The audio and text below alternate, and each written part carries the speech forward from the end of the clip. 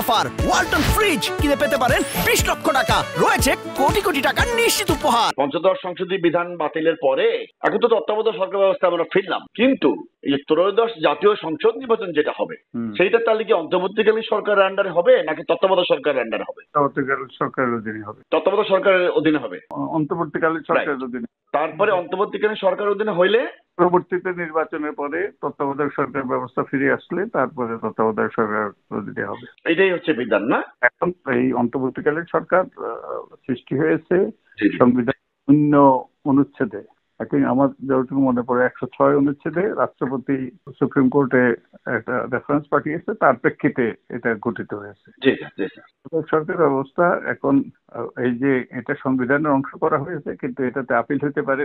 Appeal হওয়ার পরে এগুলো চূড়ান্ত হবে, চূড়ান্ত হলে তারপরে সংসদে পাশ করতে হবে। তবে তত্ত্বাবধায়ক সরকার ব্যবস্থা আসবে নিশ্চিত করে বলা যায়।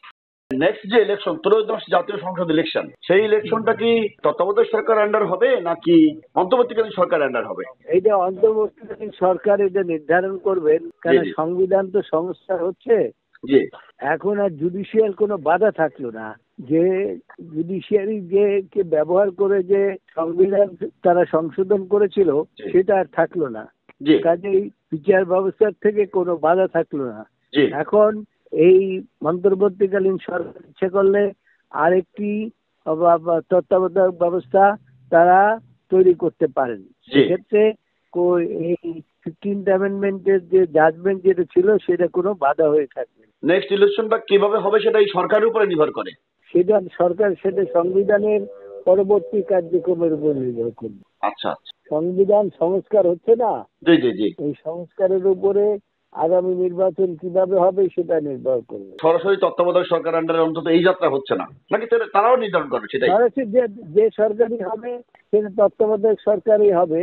তত্ত্বাবধায়ক সরকারের বিভিন্ন রূপরেখা থাকতে পারে, যেমন শাহাবুদ্দিন সাহেবের সময় একরকম রূপরেখা ছিল তত্ত্বাবধায়ক সরকারের, পরবর্তীতে 96 সনে একরকম রূপরেখা হয়েছে।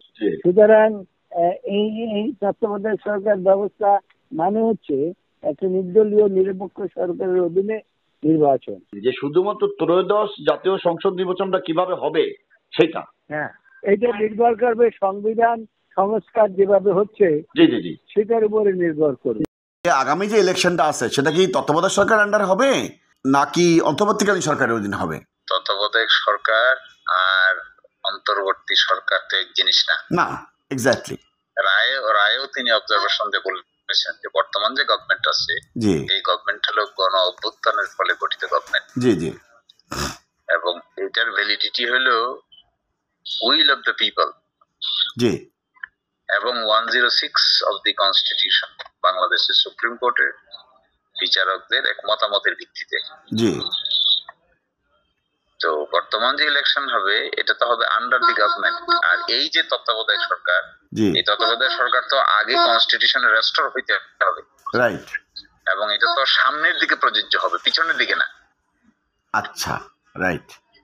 এবং কনস্টিটিউশন তত্ত্বাবধায়ক সরকার যে কনস্টিটিউশন তো অটো রিভাইভ করবে না, এটাকে তো একটা অ্যাক্টের মাধ্যমে, একটা লয়ের মাধ্যমে এটাকে ইনকর্পোরেট করতে হবে।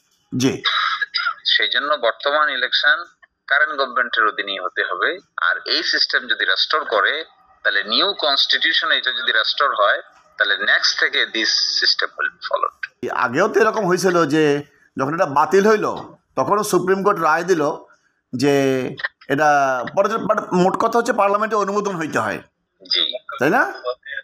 এবং কনস্টিটিউশন যদি অ্যামেন্ডেড না হয়, কনস্টিটিউশন যদি নতুন করে কেয়ারটেকার গভর্নমেন্ট সিস্টেমটাকে ইনকর্পোরেট করা না হয়, এক্স্যাক্টলি, তাহলে অটো ইলেকশন হবে কোথা থেকে? Right, exactly, that is what is the system. এবং এই জন্য আমার মতে কারেন্ট গভর্নমেন্ট ইজ এন অন্তর্বর্তীকালীন সরকার, তাদের বিদায় হবে নতুন একটা সরকার আসার মাধ্যমে, তাদের অধীনে একটা নির্বাচনের মাধ্যমে, রাইট?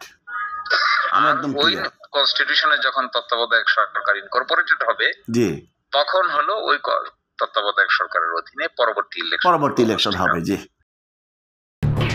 এলো খবরের কাগজ, নিখাত, নির্ভীক, নিরপেক্ষ।